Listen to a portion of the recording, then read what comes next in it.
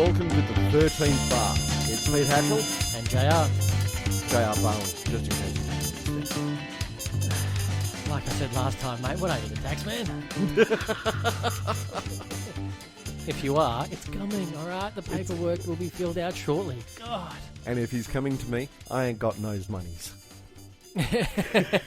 He's coming to you to check how much monies I've got. Exactly. J.R. Barling's noted you as a deduction. Dependent.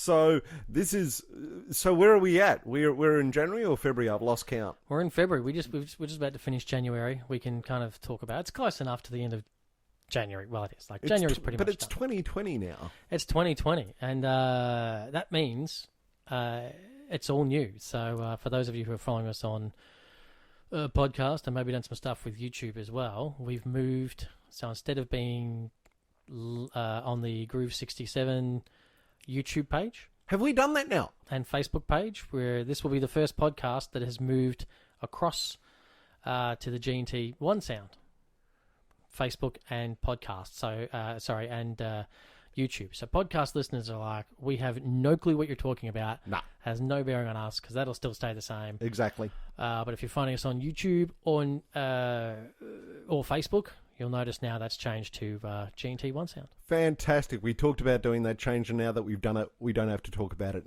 ever again. That's just the way it goes. Correct. It's just been easier to move off, and we'll have some merchandise coming soon. Yeah, there was some really bad jokes coming out then, but I just stopped myself. I said merchandise. It's fine. Merchandise. Everybody's in doing the merch now. Everybody's doing the merch. Yeah, I don't think we'll sell any merch, but you've got to do the merch. I figured now that it's gone off onto the main recording label company, YouTube and Facebook, that I may as well do some 13th bar merchandise. 13th bar merchandise. As soon as I get around to doing it at some stage in February, probably on an airplane to Sydney, I might have some time to sketch out some ideas. Mr. Jet Setter over here. We prefer the term frequent flyer. Mate, I am happy I no longer have to be that frequent flyer. I did it for about a year and a half, and I can't stand it. My dad used to say to me, Peter, you is flying everywhere. You is making job and very good. And I called him once. I was sitting on the floor of the terminal eating chips and drinking a bottle of Coke, and I'm going, this is not living.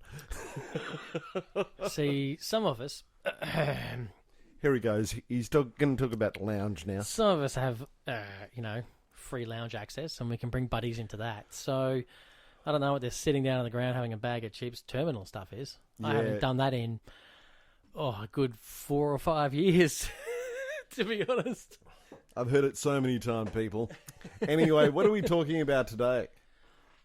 Musical heroes. You wanted to talk about musical heroes. Musical heroes. I'm really stuck on this one. And I take it you mean our musical heroes. Yeah, our Okay. musical heroes. And I'm really, really stuck on this one because I could reel off 12 guitarists, and they would be, they would be my musical heroes equally throughout. But then I just had a brainwave, believe it or not, just now, which very rarely happens. And I think my musical hero is not a musician. And like lightning, it doesn't hit twice. Exactly. I think my musical hero is actually not a musician. What? No, you can't do that. Well, I can. No, you can't. It's musical heroes. Musical hero? So it has to be... Well, actually, okay, I will give you that. It doesn't have to be a musician per se, even though I'm trying to think... The person I was thinking of was a musician as well. But it's got to be music related. You can't just pick... Oh, no, it's music related. Well, okay, well then they're probably a musician. No, it's actually a repairman. Yeah, he would have been a musician. No, I think he could play 3 chords. That's already more than me. We know I can play 1 chord. My musical hero, and I put this into the category of people who have changed the world, and Okay. that would be Leo Fender. Yeah, okay. I'll go with that one, sure. You know? The He's considered enough in the music genre. I thought you were going to pick like, Elon Musk or something. Yeah. My musical hero is the dude trying to get us to Mars. I don't know. No. Leo Fender, purely because he fed so many of my heroes. Like, he fed Eric Clapton, he fed Ritchie Blackmore, he fed Stevie Ray Vaughan, all of these people with this instrument that literally changed the world. He was the first guy to really make an affordable industry line electric guitar in a very modular fashion where you could actually rip bits out and put things on. And then he made probably some of the best amplifiers around, and he changed a lot in the world of music, and he didn't actually even play in a band. And he was the first guy, I believe, to actually give instruments out to musicians. Mate, if I made instruments, I'd give them out to my muso mates too. Yeah, he gave them out to musicians. Especially if they were famous. He gave them out to musicians to literally test on the road. And that I thought was a testament. The only guy that I know who's done that since is a gentleman by the name of Paul Reed Smith. And he used to give out guitars for free as well.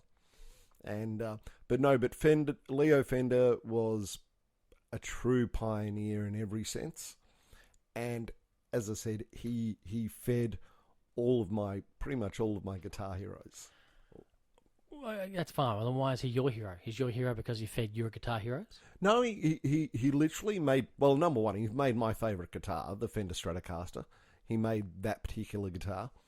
And he did actually change the way that we viewed, number one, how we played guitar, how we bought guitars, how we accessed them, how we actually repaired them, how we made things different on them. And he just made, I think he made a world happen. Yeah, I'm more interested in how he's your hero. It's a very big, outward thing that I think everyone's there. But let's make it more personal. More personal.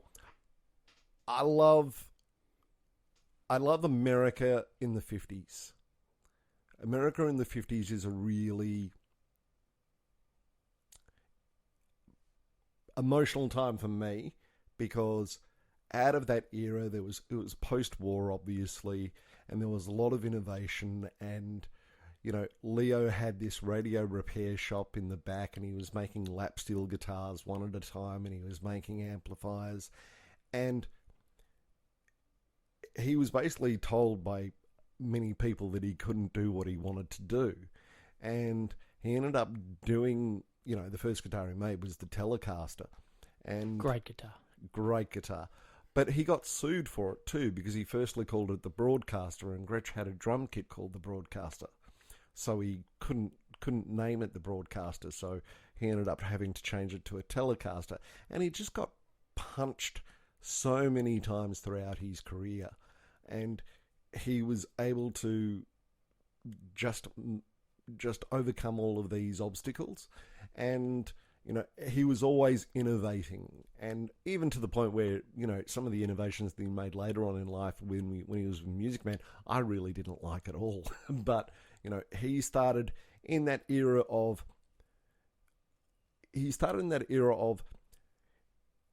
being a successful businessman was not seeing how much staff you could cut. It was how much staff you could actually employ, and how much stuff you could get out the door, and how much stuff you could get out the door that was actually quality. And I recently saw a video of the Fender factory in 1957. Yeah. And that was phenomenal. By the way, OH&S laws, completely out the window. None existed back then. Oh, yeah. I take it that's also why you're like, I would have loved to have been back then, because I could have built and played guitars while still smoking cigarettes. Absolutely. There was a guy smoking a cigarette next to a sanding machine. It was hilarious. No goggles. No gloves, just squinting. I think he had gloves, though. I think he did have gloves. But Leo Fender was always looking for the new thing, and he was always looking for the new sound. He was always looking for the new innovation that would feed these musicians.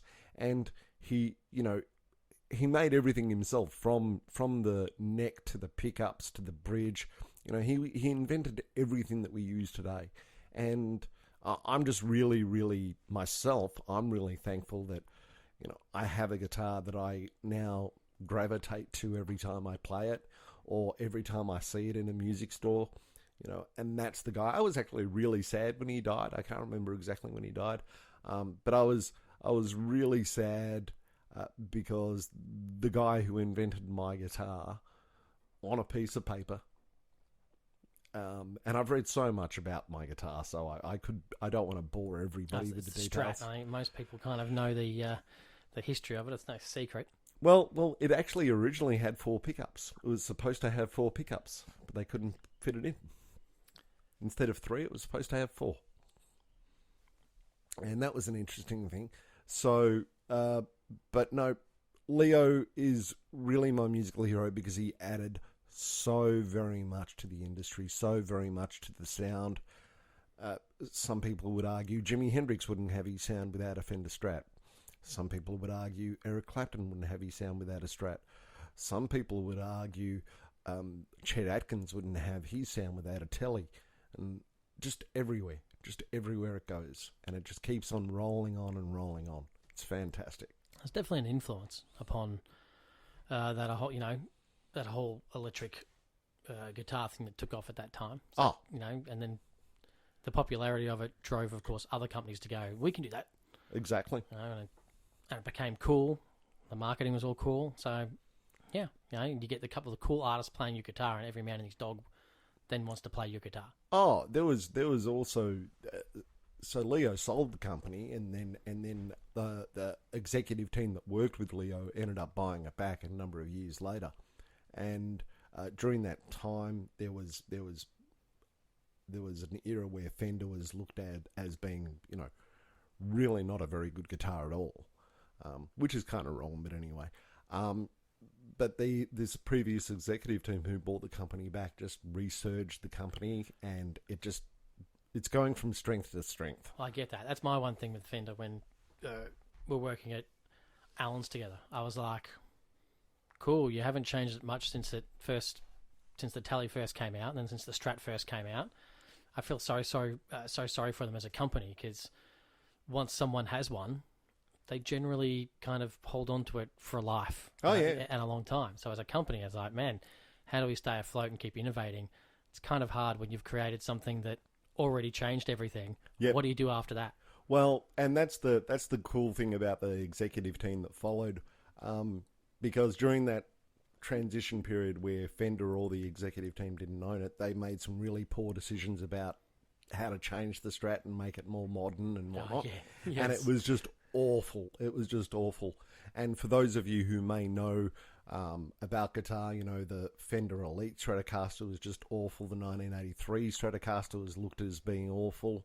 The Fender Leads, that you know, very hit and miss. And then the executive team came out, and probably in the last 10, 15 years, probably 20 years, the custom shop started. And you're exactly right.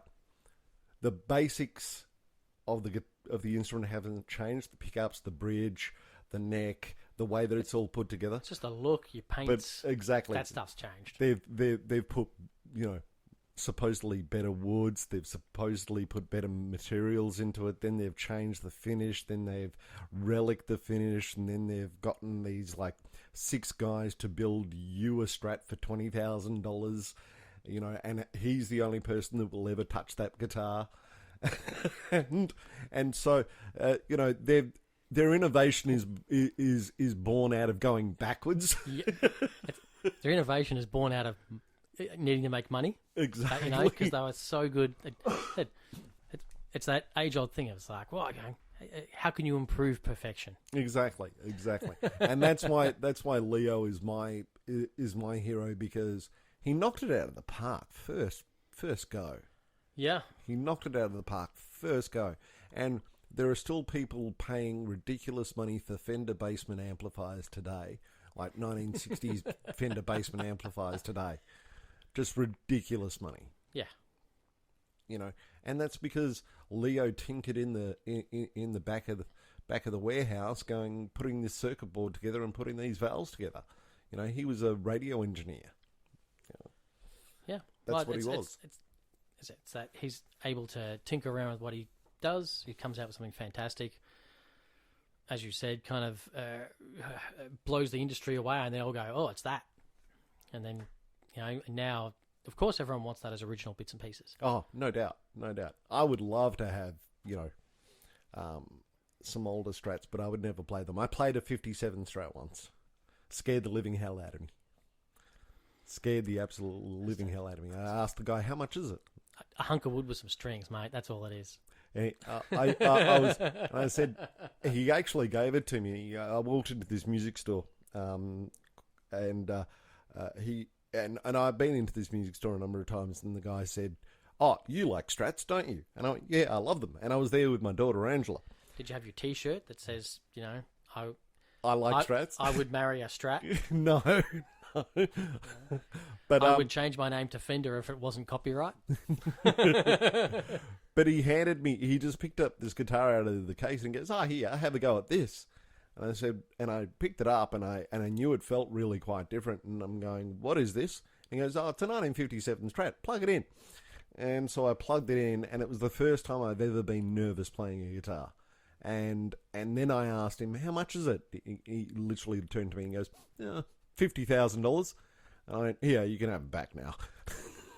See, I would have just turned around and said, like, "Cool, yeah, I'm just going to play here in the corner for about an hour." I would have done if I was able to play. It was the only time I was nervous playing a guitar. Only time. And I played a lot of expensive guitars. How could you break it? Seriously. What? You know, you'd break a string? That's replaceable. True. I don't think the strings are still from the 50s, mate, that are on it. No. They were newer strings, but the plastic bits were cracking because they were actually Bakelite. They weren't plastic. They were Bakelite. That's okay. So you got to be gentle with everything but the strings. That's fine. It's cool. It's cool. But yeah, I've played heaps of old Strats and I love them dearly. But yeah, that's my musical hero. I could easily have said, Eric Clapton, because he's gone through some hardship. But I always want to bring something different to the table when we have these discussions. Yeah, it's different, I guess you'd say that. Yeah. Jamie's looking at me with disgust and absolute horror. It's just like taking the easy way out, you know. It's like you're not going to hear me name an instrument manufacturer. So who's yours? Well, of course, anyone that knows me knows Yes. that I don't have He's any in the pictures other of him room. here. He's in the other room. He's Yeah, in the other room. It's Maynard Ferguson for sure. Yeah, it's like there's. And I know many trumpet players are going to be, because of the scream trumpet and all that kind of stuff. And it's like, it's not necessarily about that. He came along at a point in my life, just going in high school, ending the first year of high school. You know, I was playing in a senior group, so I'm playing with 16, 17, 18-year-olds. I was like, just turned 13.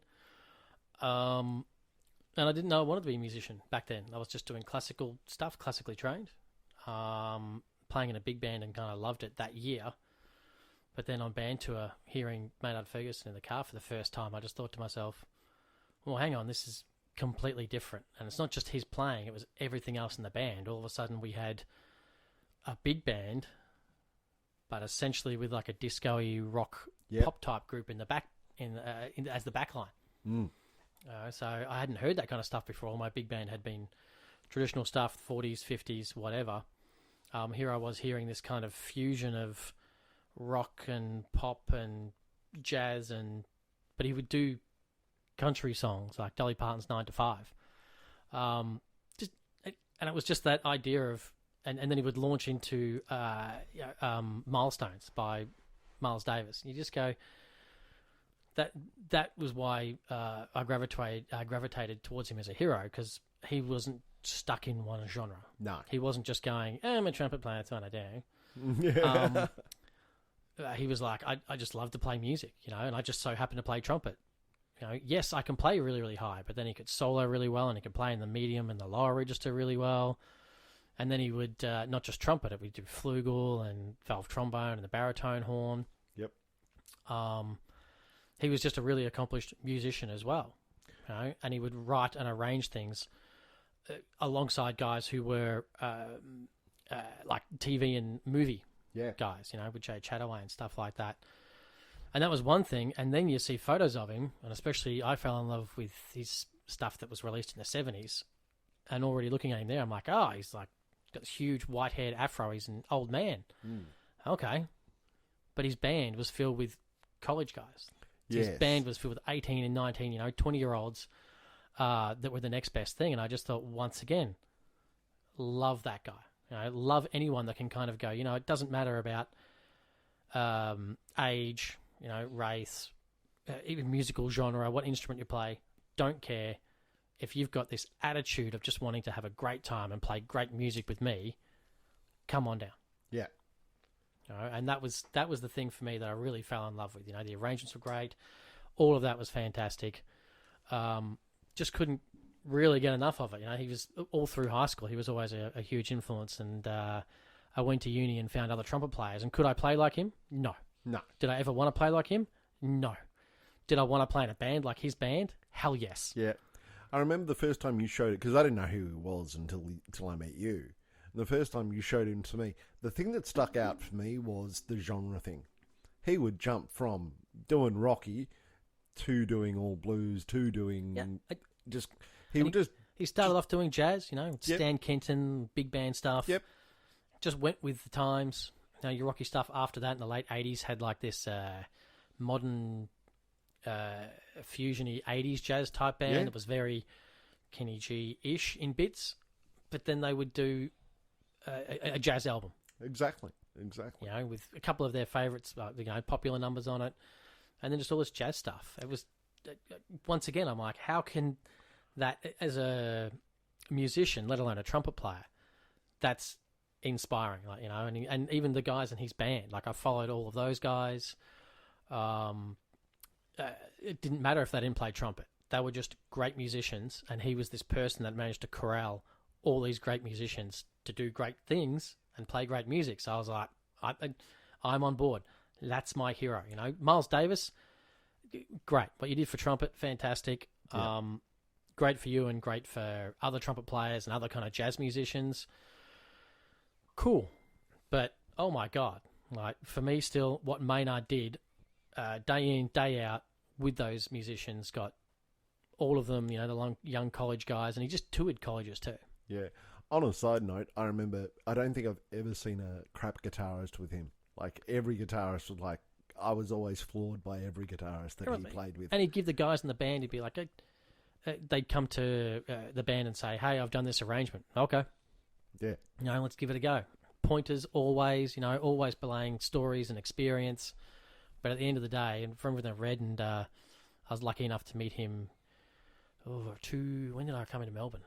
So I came to Melbourne in 2001. So I think in 2002, maybe might have been 01 actually. I can't remember right now. It's too many years ago. But when he came to Australia, I got to see him in Sydney up at the basement, and then of course at Melbourne at Bennett's Lane. Fantastic. It's an original spot, and yeah, he was old, but he was still able to play high notes, and he'd pass stuff off to the guys in the band, he'd let the trumpet players there, they'd play high stuff, he'd give them, you could tell he was like, I can't do the high part tonight, you do the high part in MacArthur Park. So it was, and that's just it wasn't about him. I firmly believe, having seen him there and a little bit of a conversation in Sydney with him, it's all about the music. Yeah. And he was more than happy to move away from the limelight and be like, these guys are great, I'm going to give them the chance. It was just like he would give this platform, and that's why he was my musical hero, because of course growing up out in the country through high school, I was pretty much given that platform to be able to do what I had to do. I didn't embrace it, I was a classical guy. Yeah. And then I came to university in Melbourne, and that platform necessarily wasn't here in Melbourne.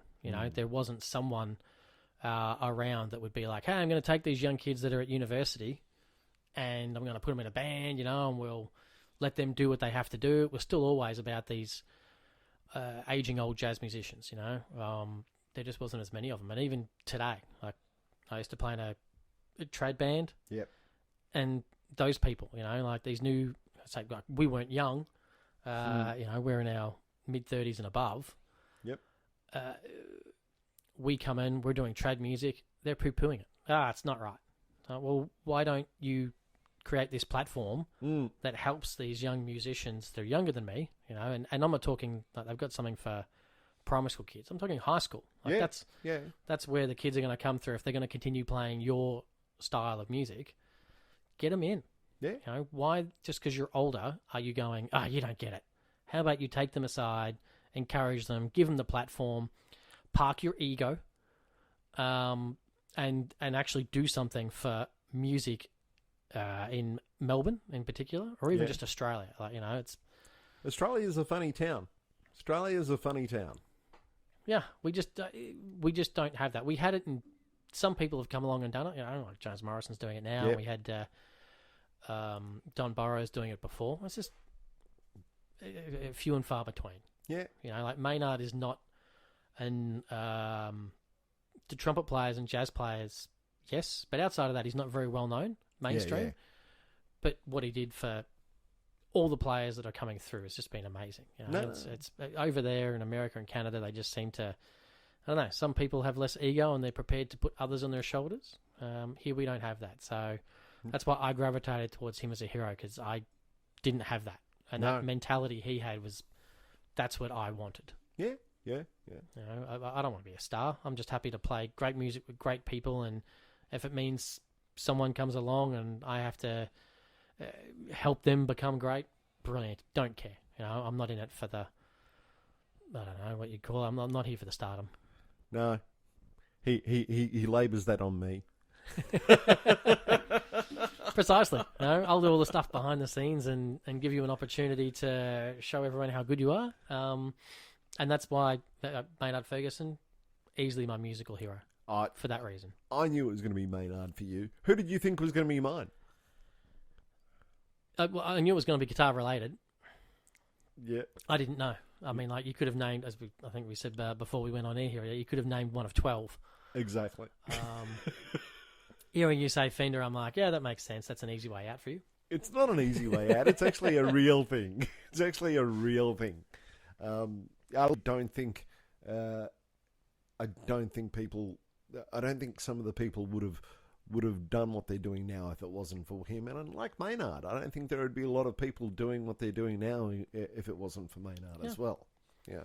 And I was one of those guys who said, Miles Davis. But then you look at Maynard and you go, well, maybe not, Well, it's like Arturo. When I bumped into Arturo Sandoval over in the States. Yeah. One of his heroes was Dizzy Gillespie, but he knew of Maynard as well. Exactly. And many people, like when I was going through uni, it was like, Arturo's number 2 to Maynard in the scream department. And then when you get to know Arturo, you're like, it's so much more than that. Just like Maynard, these guys are just, they're more than a one-trick pony. Well, that's exactly right. And all of my 12 heroes are not, although they can be easily seen as one-trick ponies, they're really not. Yeah. They're really, really not. And that's the biggest thing, just being able to move between stuff that you can do or that you don't normally do. Artist of the month. The Hoodoo Men. Hoodoo Men. Yes. I like these guys. We're going to play Found the Blues. They're out of Melbourne. Yes, Melbourne. I like these guys. They're good. I like people in Melbourne. Melbourne people. Nothing against Sydney people, but Melbourne people. Yeah, we've been through this before. We're so much better here in Melbourne. We just are. Like sorry. And I love my Sydney people, but Melbourne rocks. All right, then let's play it. The Hoodoo Men. Found the Blues. Found the Blues. Blues.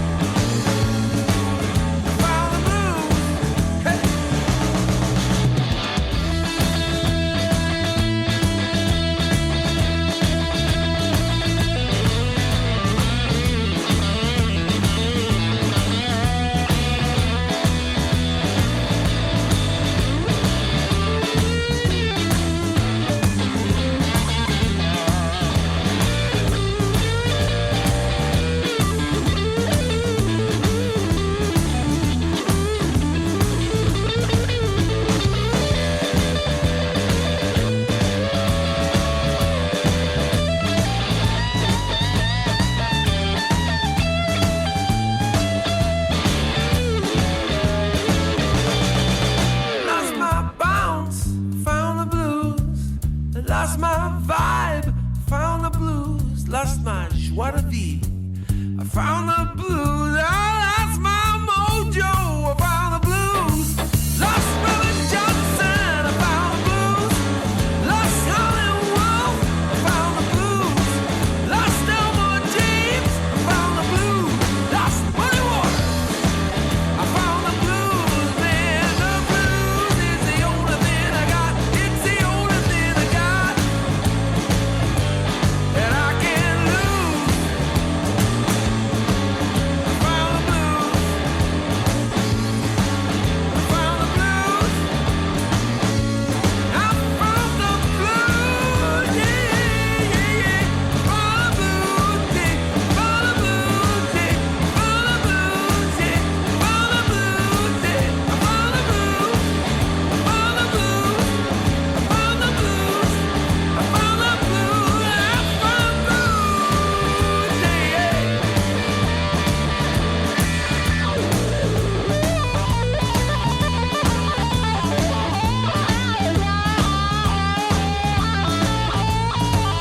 The blues is the only thing I got. It's the only thing I got.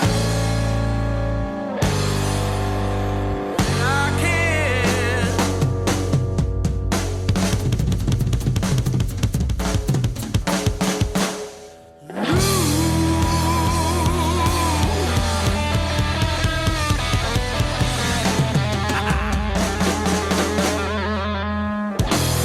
So that was the Hoodoo Men, and that was the song "Found the Blues." Yes, they found the blues, and we found the blues. We found the blues. Yeah. That was actually a good song. I like that song. That was Yeah. kind of cool. That was And kinda cool. unlike- we should go check them out.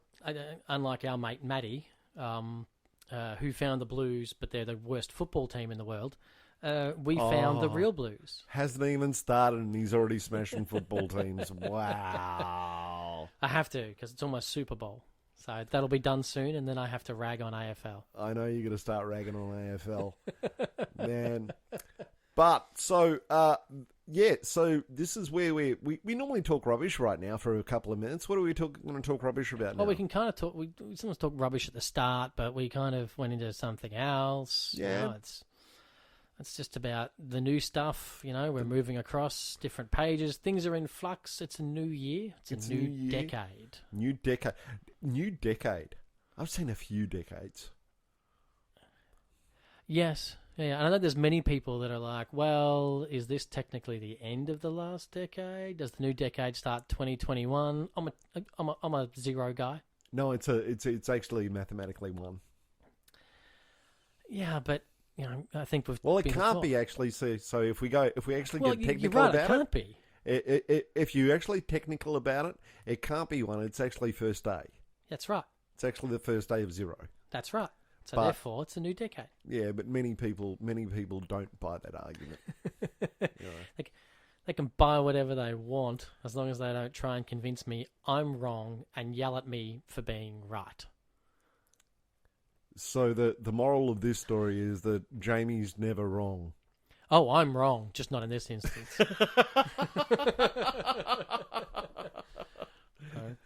I need a recording of that. I'm wrong. I need that recording. I need like that sound button of Jamie take a saying sound I'm bite. wrong. Soundbite. I'm wrong. You know, it's just got to be, and then I'll follow up with a soundbite of just not this time. Just not this time. How many times have I heard? Just not this time. You heard it 2 nights ago. We're at, didn't you? When you came across that lady, just not now.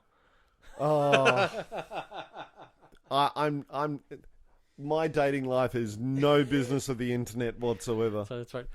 Well, it's a new decade, so you can and it's start no from business scratch. of anybody else's. Period. Right now. You can start from scratch. Oh, mate, I'm happy not to start anywhere. I'm happy. New decade, new Pete. I'm gonna sit at home with my Coca-Cola and my bag of Doritos, Whoa, and everything is okay. Dude, this is not your dating. Like this is not your chance to convince people to swipe right. All right, and this is not what that podcast's about. One day we will actually discuss the swiping. If and- anything, it's probably making people swipe left more. mate, I don't get right swipes. I don't get right swipes. I get right indicators. into your car. Correct. I get. Hang on, this one's been kind of cool though. Can you turn right over there? This one's been all right though. This one hasn't had anything done to it yet. Yeah, no one's really hit this one yet. Yeah, Not like the last one where they kept hitting my car. all the 3 time. times, wasn't it? 4 times. 4 times. Yeah. 4 times. I think it's because I moved out of Toorak, so the old ladies in their Rolls Royces weren't hitting me as much. That was so funny. That was so funny. This is not another topic for the podcast, but Jamie's previous car, something like 2 or 3 elderly ladies literally hit his car. It could have been because with the grey car, I did play a lot of Maynard Ferguson. So maybe people were trying to take me off the road because of it. Whereas now, I listen to... Well, it's just normal radio nowadays. Yeah, normal radio. I can't do it. It's killing me. So many ads. There's no musical heroes in that. No musical heroes in that. So this was the 13th bar. I hope you enjoyed it. I'm Pete Hatchell. This is... JR. And we're going to sign off for now. We're going to see you next month. Please like, please subscribe. Do whatever the podcast tells you to do. Put some sort of comments and click on the links. Absolutely, do it all. Stay tuned for merchandise or something on G&T One Sound. And more stuff coming next month. Absolutely. Thanks heaps, guys. Have a really great day.